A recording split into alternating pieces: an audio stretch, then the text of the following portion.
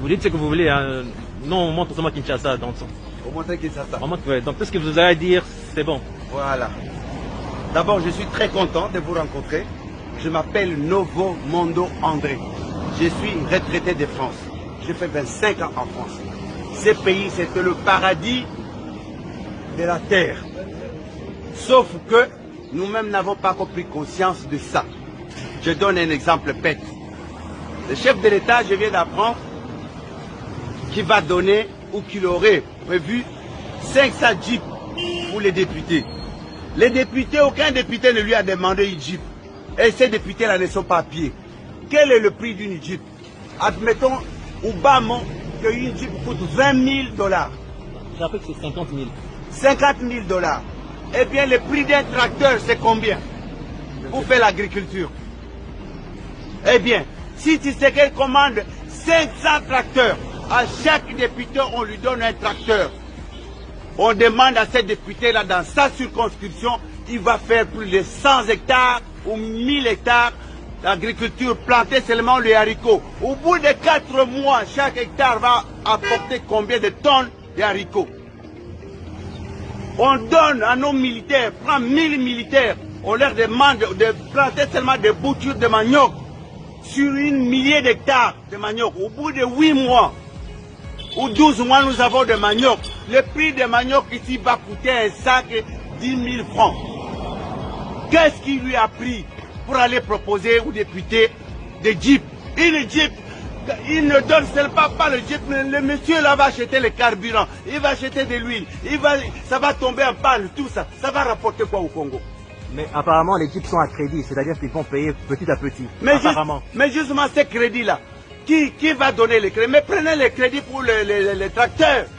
Non, mais ça veut dire que chaque mois, les députés vont comme ça rembourser l'argent. Donc, ça va faire exactement 25 millions pour les 500 jeeps.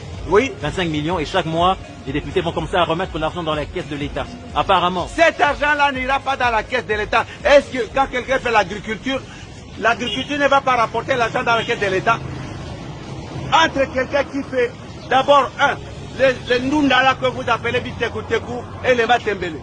Au bout de 15 jours, vous avez le Bitekoutekou. Lorsque vous allez à l'aéroport de Njili, vous arrivez à la descente là, il y a des mamans qui font le Bitekoutekou. Ces Bitekoutekou là, ils mettent dans des cartons, ils amènent à l'aéroport, ça part en Europe, quartier Château Rouge, Bruxelles, Matongé, tout le monde achète ça le même jour, ces légumes là finis.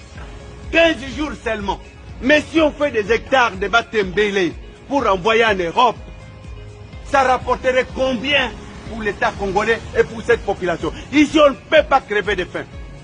Moi, je suis en colère d'apprendre que ces individus-là qui sont au pouvoir prennent de l'argent, ils font n'importe quoi avec, ils vont se promener dans toute la ville. Longwa, Bangonyos, ils habitent Gombe, la plupart. Les carburants qu'ils prennent pour se promener dans Kinshasa, ça rapporte quoi? Vous savez, nous sommes ici 15 millions d'habitants. Disons, plus de la moitié sont des enfants, 8 millions sont des enfants. Et 7 millions sont des adultes. Si nous enlevons 1 million de malades, il va rester 6 millions de personnes valides. Les 6 millions de personnes valides, les femmes sont plus nombreuses que les hommes. Donc il y a 3 millions 500 femmes et 2 millions 500 hommes. À ces hommes-là, chaque homme pour lui donner une femme. Vous savez qu'on peut construire à chaque Congolais une maison, puisqu'il va prendre sa femme et ses enfants. Est-ce que nous sommes des malades quelque part? Ça ne va pas dans notre tête. Comment nous pouvons faire des choses comme si nous étions fous, nous étions des malades? Ils vont en Europe. Ils savent que dans Paris, il y a de l'eau, des fontaines d'eau dans Paris. Tu as soif, tu as pris quelque part, tu bois de l'eau. Et cette eau-là, la nappe phréatique de Paris, c'est plus sale que notre nappe phréatique ici. Pourquoi, bon sang? Pourquoi on ne peut pas installer des fontaines publiques ici pour que les gens puissent boire de l'eau? On nous apporte des bouteilles qu'on jette partout. Une petite bouteille doit marquer American Water, Swiss Water, Canadian Water. Quel est ce complexe là, imbécile? Complexe d'aller mettre le nom du Canada, le nom de American Water, Swiss Water. Est-ce que Congo Water va coûter? Maïwana est dans la Suisse. L'eau de forage, à quelques 90 mètres, va doter qu'il a bien encore 500 francs. Mais cette eau-là doit coûter 1 franc congolais, même pas. Hein? En plus, ils nous jettent des bouteilles partout. Qu'est-ce qu'ils ont mis de plus dans cette eau-là? Rien du tout. Et on laisse les gens vendre les gens dans la rue.